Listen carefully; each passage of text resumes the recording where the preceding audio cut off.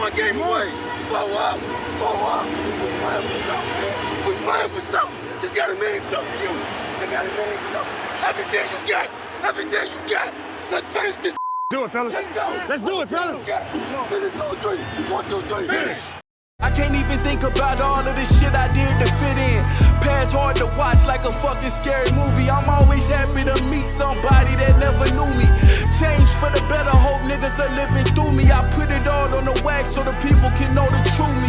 Hard to remain sane when the people you love the most is what's causing the damn pain. Y'all beef by the same thing, we ain't playing the same game. It's all for my family. She the girl of your fucking dreams, but to me she a plain Jane. You dipper and ball man, I dump when them calls came. This that higher level thinking. I'm the type to jump the fuck off for the shit before it's sinking. Not here for no new shit. My game slide to boost it. Ain't I don't have to prove shit. Rockstar fight the fool shit. My movie, this the new script. I want a life with no bullshit. Nigga, I know on these news clips. That's why I dap him and move quick. Won't be around when they move switch. Won't be around when they lose clips. Won't be around for they loose lips. Might be the reason they pull shit.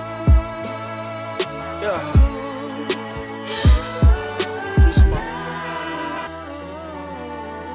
Yesterday's price is not today's price, Ravens.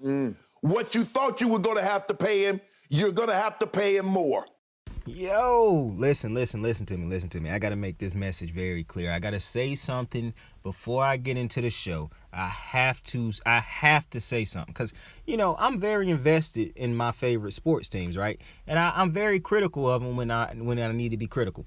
But I want to say something about the Philadelphia Phillies, who are in the World Series. And we are currently losing right now with my favorite pitcher on the mound, who I've been talking so highly of, and I still feel the same way. I understand. I told y'all before, I understand how sports go. We beat them in Game 1. They needed to win at home in Game 2. I have no doubt Zach Wheeler is going to close this series out when we need to close out game. He will pitch that game. But this is what I want to say. I'm not getting into the game right now. I want to say something before the end of this series because I'm so critical of the Phillies all year. I want to say something about the Phillies. I love this fucking team. And I'm so proud of these dudes, man. Like, I'm not disappointed in us losing tonight. I'm not going to be disappointed if we lose this series. Now, that's something that's very strange for me to say. Obviously, I would prefer for my team to win the World Series. Obviously, I want them to win the World Series. And I think we will. But it's going to be very hard for me to be mad at this team for losing the World Series if we lose it the way we have been winning games. This team just continues to fight. Down 5 games in Houston, a team who hasn't lost in the playoffs. The best team in baseball over the last, 5 years? Done made 5 World Series trips, or 4. This is like the 5th one, or the 4th one. This is a phenomenal team.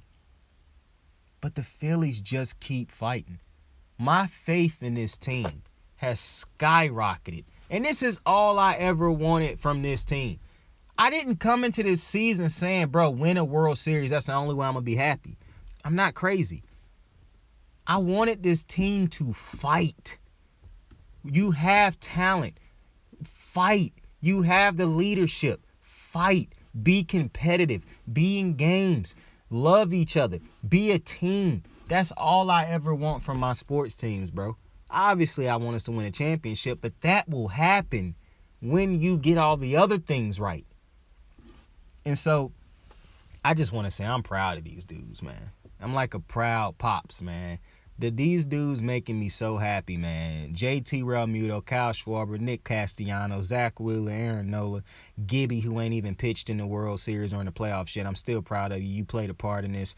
Bryson Stott, Mean Gene, Hitting Machine, Gugu, Gene Segura. Brandon Marsh, who is going to be a phenomenal center fielder for the future of the Phillies. I cannot believe the Angels traded this dude. When the trade happened, I said, why in the fuck? 2 dudes got traded at the at the trade deadline that I still mind blown that they were traded. Harrison Bader got traded from the Cardinals to the Yankees. I cannot believe that a 24-year-old outfielder as great as Harrison Bader with that bat after this post. I am mind blown that Harrison Bader was traded.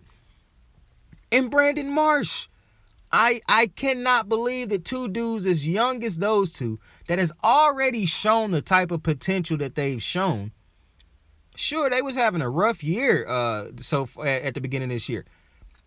I cannot understand why either one of those two teams decided that, yeah, let's give up on these.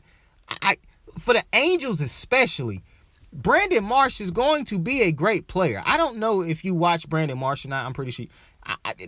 I'm still confused by that. But just everybody on the Phillies, bro. Rob Thompson, a manager. Like, bro, this fucking team perform the way you want your team to perform. And that's all you can ask for, because you can build off of this. Winning the World Series or not, that's the only one team can do that. But actually being what the Astros have been over the last couple years, a team that's good enough to continuously get there, to be competitive enough to have a chance. The Phillies haven't been that in so long. Finally, this feel like a team that will be competitive for the next decade. And that makes me very happy. But with that being said, it's time to get into these Week 11 matchups. Listen, I didn't even know if I was really going to hop on this motherfucker with y'all tonight, because I just pulled a all-dayer at the job today, slanging boxes around. So I wasn't really sure about how I was going to be acting when I got back to the crib. But, I'm good. You know what I'm saying? I'm good. I did a lot of rehabbing on my shoulder last night. Literally, the rehabbing that I had to do on my shoulder to get prepared to work today took place from the time I got off of work yesterday, because my shoulder had started hurting so bad yesterday that I couldn't even finish my shift, basically. I finished that bit, but I wasn't doing no work, basically, to my last 30 minutes of my shift, because that shit started ringing so bad. From the moment I got off of work yesterday to the moment I got there today, I've been rehabbing my shoulder. And that bit held up for me tonight. So shout out to my shoulder. But, I want to give some quick little shout outs and some quick little fuck yous real quick, all right? So let's get into it. The fuck yous, fuck McDonald's once again. Not the company, but the people who made my food last night. Shit was atrocious. Unbelievable, to be completely honest with you, that McDonald's employees that made the list 2 weeks in a row. Really can't believe it. Another fuck you go to the dude who I was working with in a truck yesterday. For some reason, this dude brought up Brittany Griner. And I should have known where this was going to go. It's a white dude. He was talking to me all day, and he hadn't said nothing alarming. But when he bring up Brittany Griner, for some odd fucking reason, he began to say, I'm glad she got 9 years. I hope he was like, she got 9 years. So he found out she had 9 years. This the same day that happened. And he was like, I'm happy she got 9 years. So my eyes, I instantly get wide as shit, because I'm like, fuck, here we go. And he say, you don't want to stand for the national anthem? No, first I said, why you happy she got 9 years, G? He was like, because you don't stand for the national anthem and now you want this country to help you? Serves her right. I said, oh my fucking Jesus, bruh. And before I could cut him off, he kept going, right? So I'm in my head right now. I'm thinking to myself, bro, how I'm finna respond to this bozo, bro? Like, I'm literally thinking to myself, how am I finna respond to this dude? And as I'm thinking that, you gotta understand how quick these things happen in real time. This is legitimately a slow motion in real time. That's like, you know how quick things move and how quick a thought going, right? I'm literally sitting in this truck right now, paused, like frozen in time. And this dude's still going on about it. And what woke me up from it was when I just randomly hear him say, and that's what she get for having drugs on her. Who the hell goes to another person's country and have drugs on her? And I was like, wait a minute. I was like, you think she had drugs and shit on her? He was like, yeah, man, she got caught with a whole bunch of drugs on her. I said, what drugs you think she had on her? He said, I don't know, but she had a whole bunch of drugs on her. I said, my boy, she had THC oil. I said, for them little oil pen, for them THC pens or whatever. I said, my boy, she didn't have no like fentanyl, no coke, none of that crazy, none of that snow. She didn't have none of that. I said, but what is you talking about? He was like, oh, she didn't? I said, nah. He said, well, she shouldn't have been in Russia anyways. I said, my boy, you know that the WNBA got to go over there, right? He said, yeah, but she didn't have to go. I said, but they don't get paid properly in the WNBA, so they have to go over there to make the other ends meet. And he was like, well, pick another career. And I'm like, oh, man. And so as I'm finna cut this motherfucker off now, I finally finna start going back at him. My manager, Jared, I'm cutting him before I even finish his name. My manager came up to me and was like, I guess he saw me from a distance. And he came up to me as I was finna return fire on this motherfucker. And he said, hey, Jay.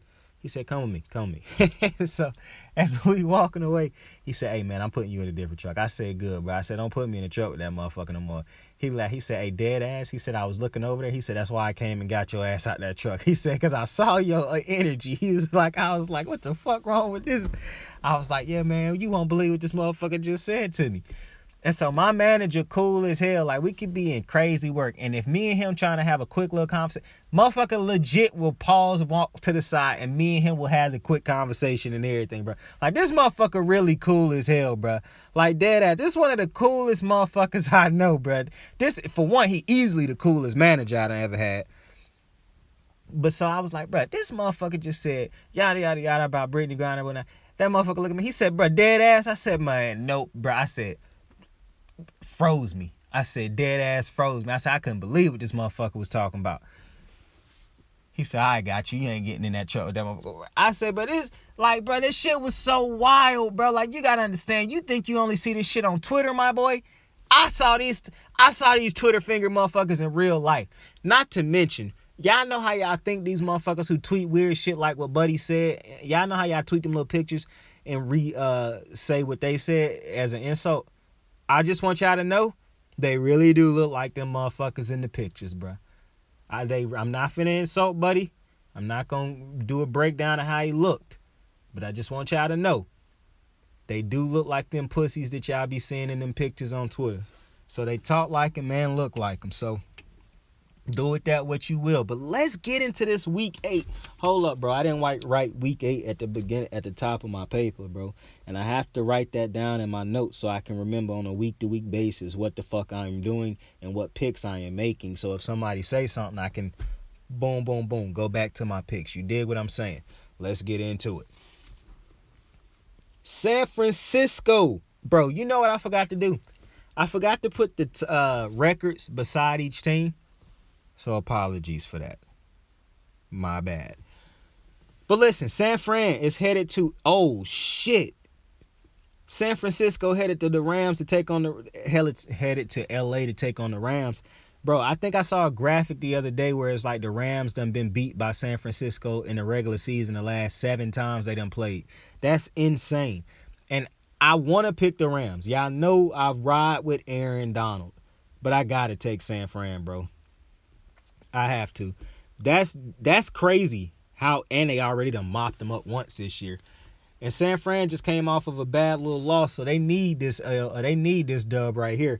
And I think one of the worst things as a team you can do or you can have is when another team play you and it don't matter who the fuck their personnel is, because they've dominated that team so many times, everybody on the team, whether they've been there or not, feel like, yeah, we about to dominate this team. Like, that energy just permeates off of everybody in the organization because we dominated this team for so long. Like, it's just a norm here. And so this is one of them situations where I say, if LeBron is in the East, I got to see somebody beat him to take somebody over him. This is the same situation. I got to see the Rams beat these motherfuckers in the regular season before I can just go willy-nilly picking the Rams. So I'm going to go San Francisco beating the Rams. I do think this will be a closer game, though. My biggest thing, though, is I have no faith in Matthew Stafford. That when he doesn't have an offensive line, when he don't have multiple targets to throw it to outside of a number one receiver, even though that really doesn't matter, so I don't even know why I said that. When he don't have an offensive line or a run game, it spells trouble. Because if Matthew Stafford is throwing for the majority of the game and like your offense is going through his arm, yeah, Matthew Stafford more like Jay Cutler than people want to give credit to. He gonna give you a couple. So yeah, I'm taking San Fran. And some people, I've been seeing people take shots at Sean McVay. I hated that one bad season or one rocky season can make people say, oh, you know what, he wasn't as good as we thought he was. Like, bro, it's one thing if y'all always question Sean McVay. But it's a whole nother thing when y'all decide to take shots at this man. I notice that's what people do. Like, they do it with Russell Wilson. You know what I'm saying? At least when I take shots at people, I'm consistent. Like, my criticisms of Patrick Queen ain't new. I've been criticizing that motherfucker since he stepped foot in the NFL. My criticisms of Baker Mayfield ain't new. I've been talking shit and criticizing Baker Mayfield since that motherfucker uttered that phrase. We knew we would win if we made him throw. You bitch motherfucker. What are you doing now? Like, bro, I'm telling you, bro. Can't stand Baker, bro.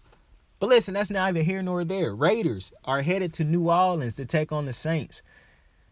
I'm taking the Raiders. The Raiders feel as though they done turned a curve. I still do not like their head coach. I shouldn't say I don't like him. Let me say I'm not a fan of Josh McDaniels still. However, Josh Jacobs has been balling out the last couple weeks. Now, if you watched me last year, you know I said that I don't think Josh Jacobs is actually a franchise type of running back.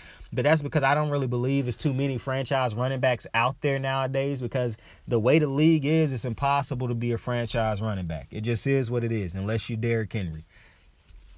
And if you don't believe me, I literally said I didn't think Jonathan Taylor was going to replicate the season he had last year. Listen, if you watch these games and whatnot, sometimes dudes is talented, yes. But sometimes you can look at things and understand why certain people are having the seasons that they having. And sometimes it's just as simple as Jonathan Taylor took like 4 weeks to pass Derrick Henry when Derrick Henry was hurt. That's not something people should just gloss over. Like, people tell you a lot of stats that don't matter. Like, LeBron James done assisted on more 3-pointers than Steph Curry done hit. What the fuck stat is that? Like, who cares about a stat like that? This stat, however, matters. You know what I'm saying? Like, a stat like that, who gives a fuck? That stat has absolutely nothing to do with anything. This stat that I just gave you, completely different story. It has a lot to do with a lot. A lot to do with a lot. But listen, I personally don't think Josh Jacobs is, and that's no shot. That was no shot at Jonathan Taylor. I just think Derrick Henry's the best running back in the league. However, getting to Jonathan Taylor. Not Jonathan Taylor. Getting back to the Raiders.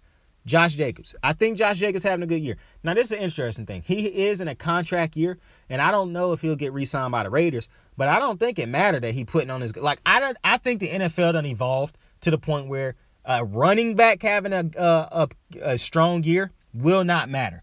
Like, he is not going to break the bank just because he have a franchise year. Like, if he have his best season of his career, I promise you, the money it probably only raised about $4. I don't really think that a running back nowadays can get, having a great year as a running back is not going to get you paid. I just don't think, because of what we've seen from damn near every running back that's been paid over the last couple years, it makes no sense that you would look at a running back have a great year and be like, yeah, let's pay him. Like, I just can't do it. Like, and I'm trying to think of the last couple running backs that was consistent enough to even warrant having a big contract. Adrian Peterson and Derrick Henry. That's really it. Le'Veon Bell before his contract happened, but I don't even blame Le'Veon's fall off on Le'Veon. Like, y'all cannot get mad at that man for sitting out when this Pittsburgh Steelers refused to fucking pay him. Like, that was, they would not pay him what he felt like he was worth. And bruh, other people would have paid him that if they had just traded him. So I don't like, listen, I'm never going to be a fan of a team letting shit go to the point where you let a player sit out, bruh. That's just ignorant to me, because you know you're going to be making money to the day most of us die as a franchise. So why not just trade this motherfucker, bro? Like, put your ego aside. Just trade him so he can make his money, bro. You know this man don't have but a set amount of time to make a certain amount of money. So why not trade him? And I understand you saying we're not finna trade you for nothing. Okay, get what you think you can get. But I'm never going to be a fan of how the Steelers played that situation out. I'm just not. Because I think it's very funny that a Matthew Stafford can play for a team, or, you know, some of these other white athletes play for a team for a certain amount of time, and it's like, oh, yeah, we'll trade you to any team you want to because we got so much respect for you. But as soon as a black person in the NFL, or somebody just like, oh, I can't believe he just made it about black people and white people. Listen, bro, I'm not trying to make it about that. I'm just saying, why the fuck is it that black athletes who play for a team long enough don't got no seniority when they want to be traded? Why they always victimized? Oh, because I can name a couple players Like, I can name a couple players who teams didn't want to pay, and motherfuckers was going crazy. Now, we done evolved. Most NFL fans, they done evolved past that point. But the point of this conversation is, it's hard for me to believe that Josh Jacobs is about to break the bank just because he have a great year.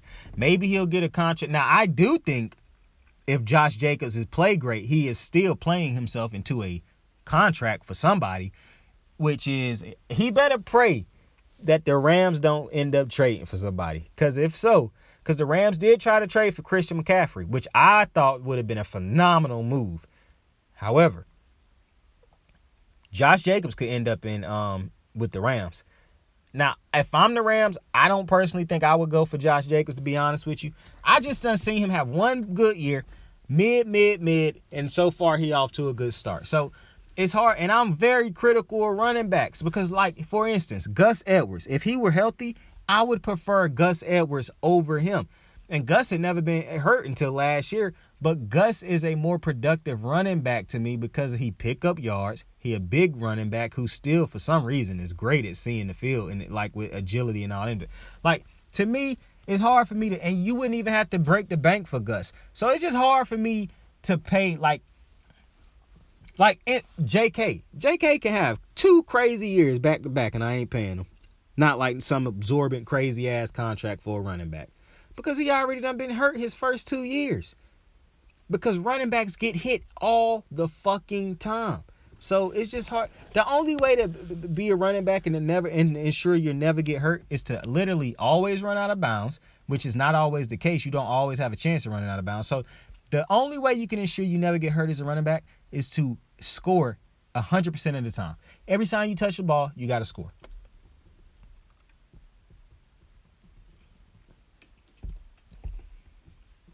That's literally the only way to ensure running backs don't get hurt. And so because that's not anywhere near a fucking reality, sorry, man. This ain't your pops NFL, bro. Can't be paying running backs that much money. But with that being said, I do think the Raiders will have... Listen, the Saints is interested because Jameis done been bad and Andy been bad. So I don't really know. I'm guessing you start Jameis. I could give a fuck less who they start. I'm at the point with the Saints where they might need to just start tanking so they can try to get a fucking quarterback over there. To be completely honest with you, nobody would believe that Jameis might be a backup at this point. Like, I'm not for sure if he is or not. I still love the man. That's a hilarious motherfucker. But he might be a backup at this point.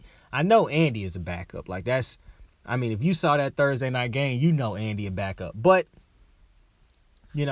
they do still have talent. Alvin Kamara, I don't know what they doing with Michael Thomas, bro. Just trade this dude at this point, bro. Like, is Michael Thomas either really hurt and can't stay healthy, or is he just fed up with being in New Orleans? Like, I'm not understanding this Michael Thomas thing. This man done been on the shelf for 2 years at this point. I feel like 3. Like, this is crazy. But I'm taking the Raiders to win that game. To go to New Orleans and get that dub. But I'm going to be honest with you. If the Raiders lay an egg, I would not be shocked. However, I'm going to take the offense that's been more potent this year, which has been the Raiders. Bengals, Browns, Jamar Chase will be missing the next, I think they said 5 to 6 weeks with a hip injury. Excuse me. So that's big. And the Browns have owned the Bengals over the last couple years, it feels like. They swept them last year. And that was with Baker, bro. That was with Baker. And Baker and Jacoby damn near the same player at times. So I'm very interested how this go. Now, the thing that's funny to me is it feel like people was waiting for the Bengals to beat up on some bad teams so they could start going with this Joe Burrow. I saw a tweet last week that was like a Falcon fan was like, see, this is why I don't like this shit.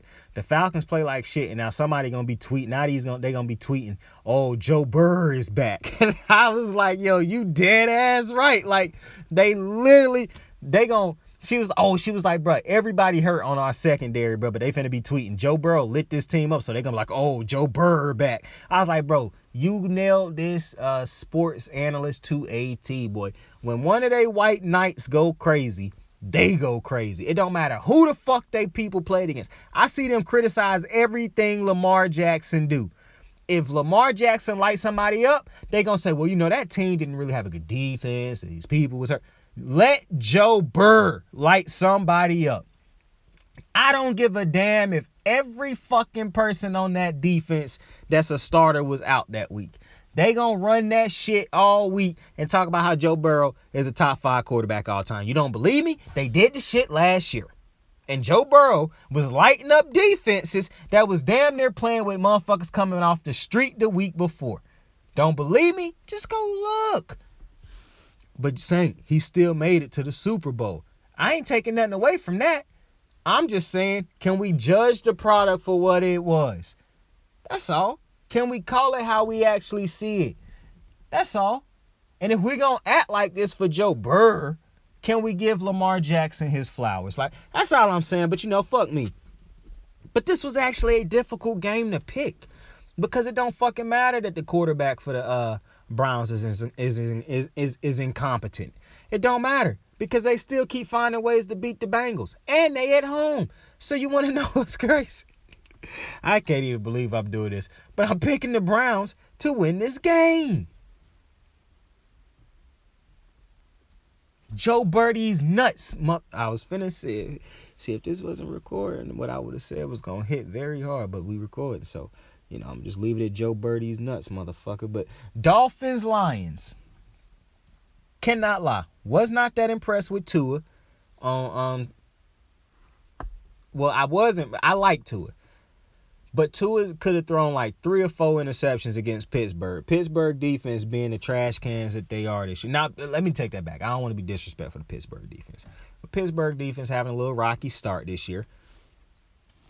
And, you know, they are playing without their leader. So, you know, I'm taking all that to account. But they dropped 4 interceptions. And that's unacceptable for some of these cornerbacks. One of the interceptions that got dropped, I'm glad I just thought about this. I think it was number 20. One or two of his first drops, interceptions. Well, he didn't even have the interception. It was like one of his dropped interceptions. A dude on the left sideline, when they was close to like the red zone, Tua threw a pass on the side, and it was such a bad pass, like in a sense, like because it was right to the defender. Like, bro, you just had to see it. This was a fucking atrocious pass by Tua. Because it was basically, but if his receiver was the one in front of this pass, it would have been a phenomenal pass. But that's how I'm saying this is why it was so bad. Because it's almost as if he was set this play up to throw it to the defender. Like, and the defender dropped it. And that was one of the first times, like I've realized this all the time because I see it happening all the time with these defenders dropping interceptions. But this is one of the times where I said to myself, oh, this is exactly why you play defense. Because not only is you got bad hands. Apologies for that. But not only do you have bad hands, bro, that's a simple route. You can't even run a route concept or whatever. But like, this play was so bad how he dropped that interception, bro. Like, I couldn't believe it, to be completely honest with you. Like, because I'm like, man, this motherfucker must ain't never played receiver in his life or ever caught a pass. Because the fact that you just dropped this lollipop that Tua just gave you, bro, it was no velo on this pass. No velo. 2 miles per hour more than likely coming in at this dude. All he got to do is stand still, plant his feet, and catch the ball, and he probably running the other way for 6. This dude jump spin like, man, I'm seeing the play in my head, and it's pissing me off. But with that being said, Tua probably should have had 3 or 4 interceptions in that game. So I'm very interested in how Tua play this game. I'm taking the Dolphins because I think the Dolphins are a better team than the Lions. However, if the Lions can get that offense going again, which I don't know if it's possible, like I told you, Dan Campbell is not a good head coach. I said it last year, but people love Dan Campbell for, he got these boys fighting. He got so much. I mean, I'm pretty sure we can get a coach in there who could get these boys passionate and fighting for the game and also be good at coaching. Like, have some type of concepts, run his own type of, like, he know what he want to run and do. Like, Dan Campbell, I'm not trying to talk shit about Dan Campbell, but Dan Campbell to me is a position coach, bro. He's not a head coach. And I really don't know why anybody would take offense to me saying that, because I'm critical of literally every bad head coach. So it's not like I'm pointing out Dan Campbell or, specifically targeting Dan Campbell. I just truly, honest to God, I don't see why he still has a job as a head coach. To me, last year was not just the Lions are a bad team. Last year, to me, it was so very clear and evident that Dan Campbell was just as bad a head coach as Matt Patricia, that I was like, it's no shot they give him another year. And they did, which makes me believe that Nathaniel Hackett will get another year with the Broncos when he should be fired at the end of the year.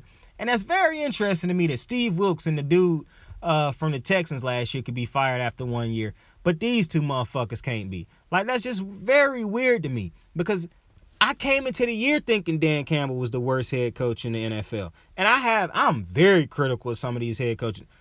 I be going in on Josh McDaniels. I still don't think Josh McDaniels should be a head coach. Josh McDaniels is a Hall of Fame head coach compared to Dan Campbell. Like, at least I know Josh McDaniels is coming in with a system, a philosophy, and all these other type of things. Dan Campbell, listen, bro, I'm not trying to be, I just don't think Dan Campbell is a great head coach, but I think he would be a phenomenal positional coach, which is very interesting because, Dan Campbell. Dan Quinn, I used to think, was a position coach, not a head coach. And I see how much success he having in Dallas, so I know he's going to get another head coaching position. I still don't think he a head coach. Dan Quinn, to me, is a positional coach, and I know his guys rally behind him, but you got to understand the type of talent that he got in Denver right now. In Dallas. And you also have to remember, he has always been a defensive a DC. So the success he had, and a good one. So the success he having, for one, is not surprising. And two, his players loving him is also not surprising. But listen, I'm not saying that Dan Campbell should never he took a team to a Super Bowl. Like, he was the head coach of a team that got to a Super Bowl. But to me, it's not a coincidence that he was also the head coach of that team that was leading 28-3 and blew that. A great head coach isn't blowing that in that game. Like, and I like Dan Campbell. I think Dan Campbell, if he was a head coach, he would be one of the lower ranked head coaches or middle in the pack. And middle in the pack, to me, is just as bad as the lowest ranked head coach, to be completely honest with you. Because middle of the pack is, I'm contemplating, should I ever fire you, and I could possibly be holding my organization back from holding on to you too long. The bad coaches, I probably like more because I know if they bad off rip, I'm firing you. Like, if you bad enough to me to know without even hesitation that you're bad, it's easy to fire you.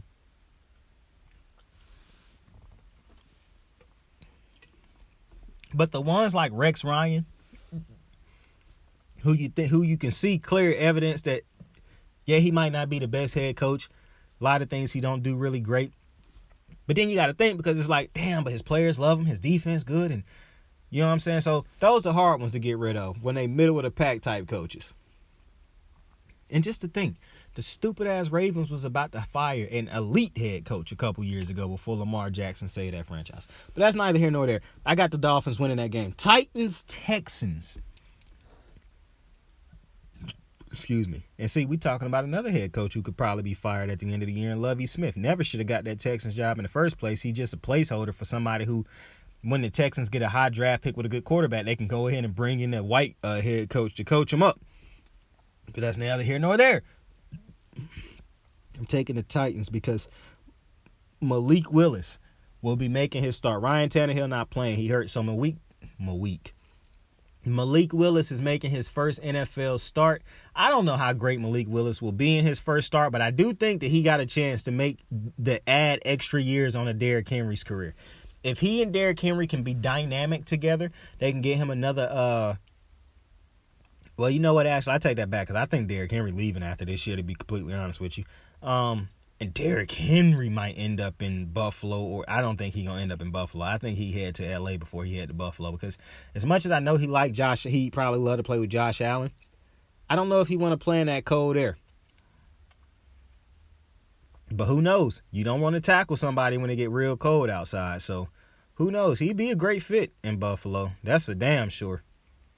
A phenomenal fit in Buffalo. He'd be a great fit in Baltimore, though.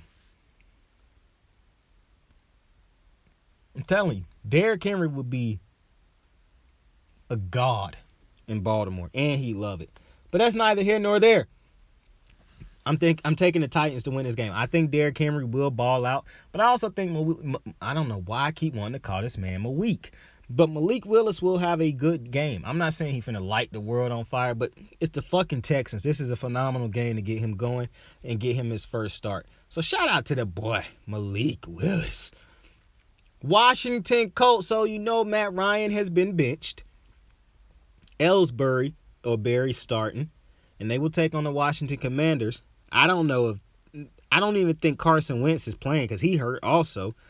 So I'm going to actually take Washington because Tyler Heineke has at least played before. Even though I think he might have. Man, this is a fucking pick'em game. Bro, I'm not picking up. Nah, I'm not going to pussy out. I'm going to take the home team, bro. I don't know why I'm taking the Colts to win this game. They've shown me nothing to make me pick them, but neither has Washington. So that's a shot in the dark right there, bro. I'm not invested in that one whatsoever. Broncos, Jags, I'm taking the Broncos. And they playing in Melbourne or something like that. This might be one of them 9 o'clock games. I'm taking the Broncos, bro. People continuously taking these shots on Russell Wilson's name, bro. I don't get it. Y'all motherfuckers was born bitches, some haters. Y'all really need to get that hating shit checked out. But I just don't think the Jags is a good team right now. And let me not say that. It's not that I don't think they're a good team. They are not where we would like them to be. I still think they're going to win that division. No. I don't think they're going to win that division no more, actually. I think the Titans are going to win that division. And the Jags did just trade their running back, one of their running backs, Robinson, to the Jets. So I guess somebody was tweeting like it's Travis Etienne time. It was always his time, my boy. But yeah, I like the Jags offensive players and whatnot still. What I want to see from Trevor Lawrence is I need to see him play out this year, bro. Because if he get crazy with the turnovers again this year, like he already done started off the year basically, like he done been pretty decent the last 2 weeks, but I really need to see him finish this year out with low turnovers, bro. Because if he finish again with another high turnover year, then I know what Trevor Lawrence. I don't know if he a bad quarterback or not, but I know he turned the ball over a lot. That's what I will know. So I wouldn't even care that he turned the ball over as much as I do care. But it's not like he giving me the production of a Josh Allen, Pat Mahomes. And he was rated higher than all these dudes coming into the draft. Lamar. Like, I'm not getting that type of production for him to be turning the ball over like this. So, I really need to see Trevor Lawrence put together a clean one. But I'm taking the Broncos because, for one, I love the Broncos defense. And I think they'll give Trevor Lawrence a tough time. And I actually think they'll be able to get some turnovers. Like, the Broncos defense don't get as many turnovers as I would like them to get to be as great a defense as they are. But I think they're going to actually get some turnovers in this game. And I think Russell Wilson going to have a better game. I understand people talking about him doing the high knees on the plane. Now, listen, this is the only thing I'm going to say about that. Russ, if I'm trying to sleep, now people taking it too far, going crazy with it. But I will say, Russ, if I'm trying to sleep, my boy, please don't be doing high knees in the aisle. Unless if it's a loud thing that you know might wake people up, or not even necessarily wake me up as much as it is going to prevent me from having a decent sleep. Other than that, bro, get off of this man's penis, bro. Y'all really ridiculous. But I'm taking the Broncos because, and I don't really think that the Broncos offense will get out of the funk that it's been in, but the Broncos defense is good enough to beat the Jags. Not to mention, the Broncos won't even have to worry about this funk next year because they're going to know if it's really Russ or not, because Nathaniel Hackett ain't going to be there next year. Cardinals, Vikes. Now, see, this is an interesting game because I don't think that the Vikings is as great as their record is. People been talking about they don't think them New York teams is as good as their record is. Well, I'm here to tell you that I don't think the Vikings is as good as their record is. But the thing about the Vikings is they done had some pretty favorable matchups, and the Green Bay Packers suck. Not to mention, I picked the Vikings to win this division, knowing that I would not think that this team was a serious contender. But the way football is in some divisions sometimes, this is just how, and with the schedules, this is just how things play out sometimes. However, even at home, I'm taking the Cardinals. I understand the Vikings are at home. The home field does not matter for the Vikings, bro. Kirk Cousins is going to do Kirk Cousins regardless. It don't matter. If he start hot, he'll end cold. If he start cold, he'll probably get hot towards the end of the game when it no longer matters or when it's probably too late. If Kyler Murray struggle, then him getting hot at the right time could matter.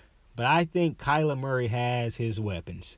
He has I don't think Cliff Kingsbury is that great of a head coach or offensive play caller. Like, I'm really confused as to why Cliff got that job when people was telling me he was supposed to have got it because of his offensive mind. Excuse me. I really don't understand that one. But him and Kyler work, I guess. Either way, I think the Cards are about to finally start hitting a stride. And I really like the receiving core that they have. And I'm not a fan of James Conner, a running back, as your number one back. I think one of the things the Cardinals need to go out and do is actually go try to find a number one running back. I think a number one running back will help Kyler Murray out a lot. Like, if he had a running back he could just hand it off to behind center on a regular basis, not have to do all these weird-ass plays and shit, Kyler Murray would be such a... I think you could get him tamed, like, how do I put it? You can get more professional type of football out of him if you got him a great running back. But I'm taking the Cardinals to win that game. Pittsburgh, Philly. I'm taking Philly to win this game. Pittsburgh just is not good enough defensively or offensively, bro. For one, they're not good enough defensively, but that won't really matter because I think the Philly, the Eagles will have like they 1 or 2 quarters where they get the points that they need to win the game, and they'll probably have 2 quarters where they don't really do much offensively, but probably control clock. And that's an important thing to do when you is as good an offense and good a team as Philly. But the biggest thing is I just don't think the Pittsburgh is good enough offensively. I just don't think they are. And sometimes they play against teams and you like, oh, well, you know, they can do this, that. Well, it's probably because the other team is not as good offensively as you would like them to be also. Philadelphia Phillies are good enough. The Philadelphia Eagles are a good enough offense. So I'm taking the Philadelphia Eagles to win that game. Green Bay Bills is written next, but I know that's the Sunday night game. But I am taking.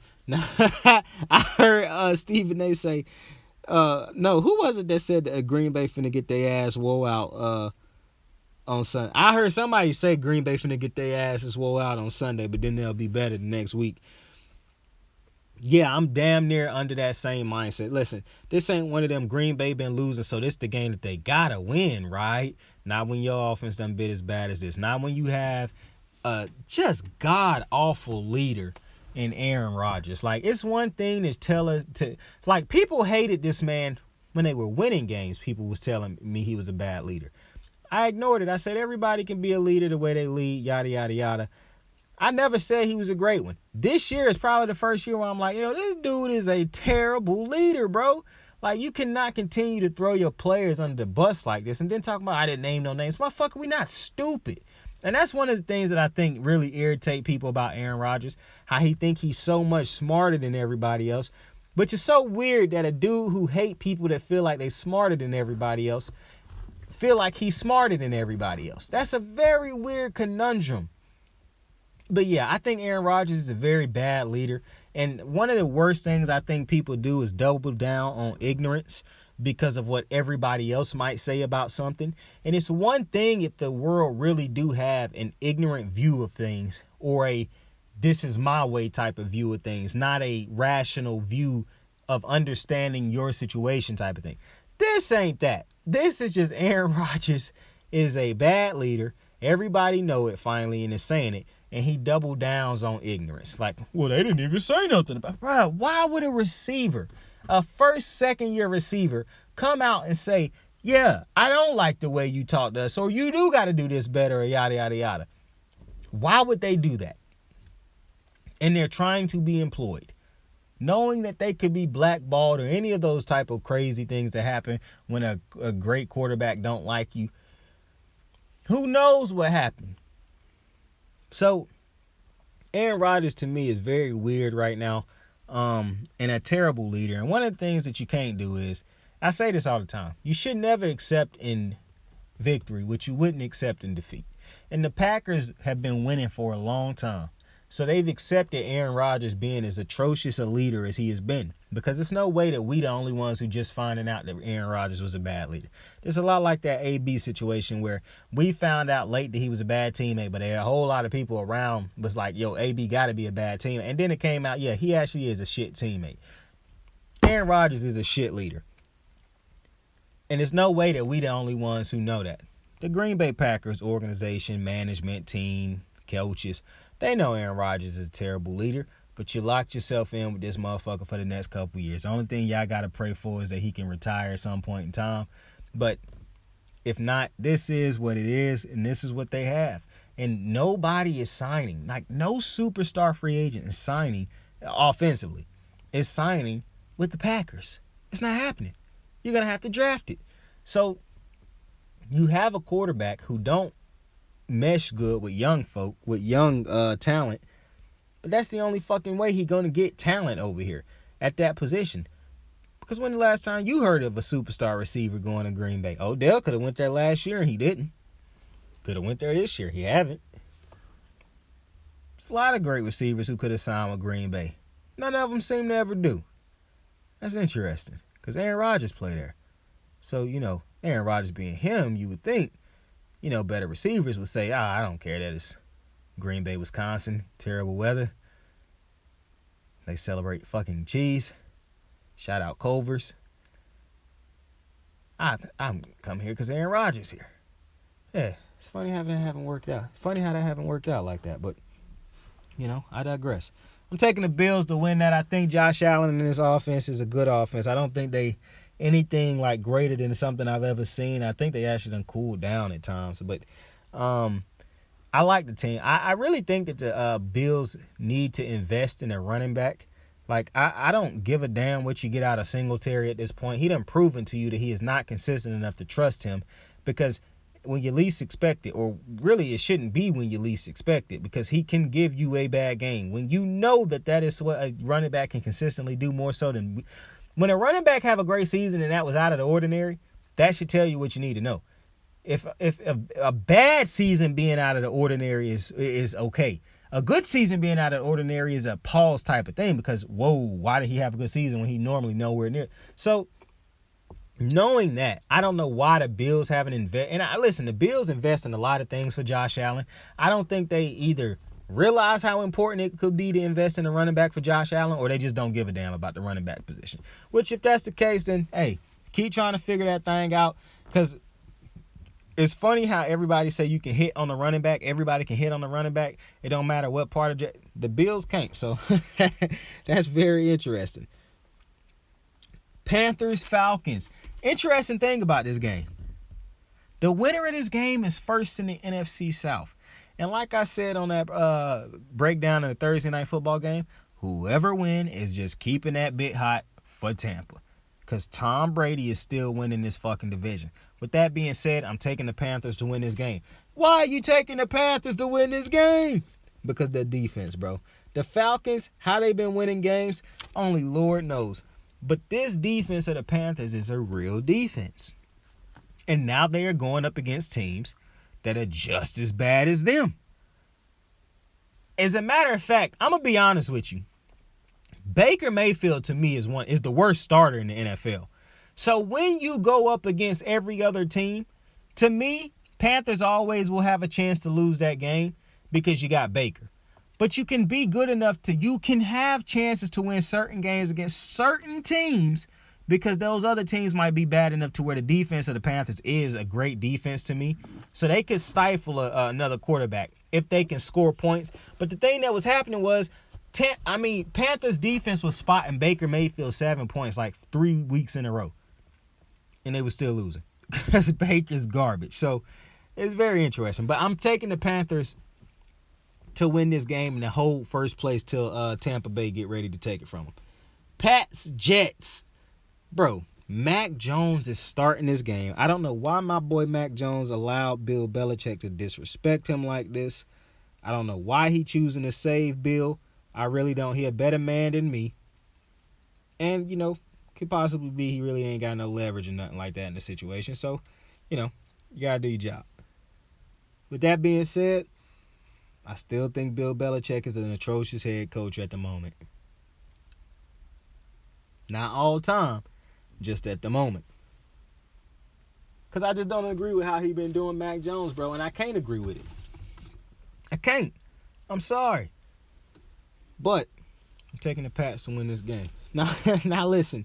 The only reason no. Actually, I'm not taking the Patriots to win this game. No. I'm taking the Jets to win this game. The Jets' defense is real. And they have good enough secondary play that can really fuck the...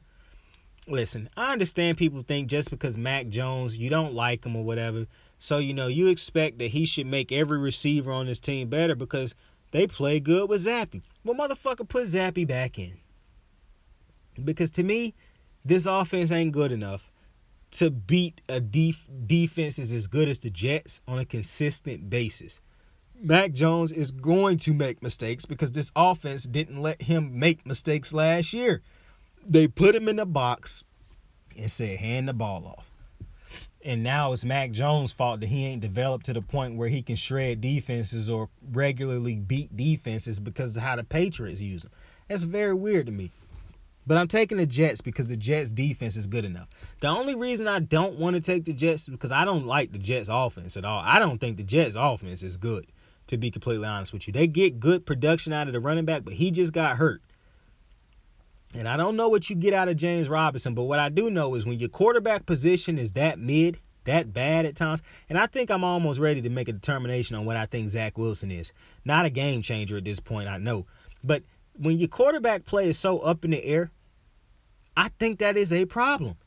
That will eventually come back to bite you, which is why I don't believe in the Jets and I don't believe in the Giants. But I got more faith in the Giants because of Dayball. But neither one of these teams have a quarterback. And when it come time to finally have to win games with quarterbacks, with quarterback play, neither of these teams is going to be able to do it. So that's just my thoughts on them two teams. But I am taking the Jets to win this game. Bears, Cowboys. Who I'm taking to win this game? Oh, I'm taking the Cowboys. I don't even know I had to think about that. That's not a hard thought for me. Justin Fields is going to struggle in this game. And this is the Sunday night football game. No, it's not. It's the Sunday night football game is the Bills game. But this one either Monday or it's one of them primetime fucking spots. But I think the Cowboys win this game. Listen, I didn't see Dak's first game back last week. I had other games I had to watch. I will be back to watching the Cowboys this week more than likely, though. So, especially if they're a primetime game. But the Cowboys' defense is real. I don't have to keep telling you that. But what I will tell you is I've been way ahead of the curve on Trayvon Diggs. Trayvon Diggs, I told you, was a top 3 cornerback in the league. I want to rescind that statement. Trayvon Diggs is the best cornerback in the league, in my opinion. And y'all know how much I love Jalen Ramsey. The difference is Jalen Ramsey ain't taking the ball away the way Trayvon. And I'm not saying it like prime Jalen Ramsey still was the best cornerback in the league, but he ain't in his prime no more. Trayvon Diggs is entering his prime, and I have to give respect where it's due. Trayvon Diggs is so nasty. I don't know why y'all like to hate this man. I really don't, because this dude is disgusting. I really don't know why y'all choose to hate Trayvon Diggs, because if you watch this dude play, he fast, he play the ball like a receiver, he can catch like a receiver, he can run like, I'm talking about run back on his return. I don't know, man. I don't know. It's an ugly gamble hoping that this dude end up being a bust. Because some people talking about, oh, he not technically sound and all those type of things. Go watch some tape of him this year. I'm just telling you, it's not a good gamble when you got a dude that's as good as he is, just athletically, and then off of his God-given talent, and then you clearly see his improvements from this year, from last year to this year, telling you that he got the grind and hard work behind him. Listen, all I'm telling you is just because he don't talk trash like the other top corners used to do, just go watch him. But with that being said, tell somebody you fuck with him, tell somebody you love him. Same. I got the moves like hot sauce. Lil' mama taking the top off. I'm laying down getting topped off. After this, you know she getting knocked off. I know she loving the money, so I keep on thumbing and thumbing. She say she horny when she taking shots, so I keep them coming and coming. Now I'm putting dick in her tummy, scoop her up like I'm raking her something. You would think shawty red track, the way that she running and running. You getting dumber and dumber. You out here chasing the bone. After she finished from giving me dome, the Uber is taking her home.